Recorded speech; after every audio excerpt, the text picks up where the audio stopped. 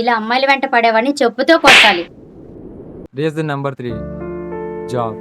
మనం ఖాళీగా ఉంటే ఇంట్లో వాళ్ళకి ప్రాబ్లం లేదు కానీ అప్పుడప్పుడు వచ్చే చుట్టాలకే ఎక్కడ లేని ప్రాబ్లం. ఇదిగోయే సంత అసలు ఖాళీ లేదు. ఆనా రాజాని వచ్చాడ్రా, ఎక్కడున్నాడు? మేడపైన అన్నట్రా. అన్నయ్య ఎప్పుడు వచ్చావు? ఇప్పుడే వచ్చాను రా. ఏం చేస్తున్నావురా? ఖాళీగా తిరగడమేనా, ఏదైనా పని చేసే ఉద్దేశం ఉందా?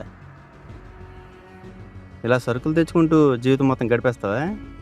నాలా ఏదో ఒకటి చేసుకోరా. అయినా నీ జాతకంలో ఏదో తేడా ఉంది, చూపించుకోరా బాబు.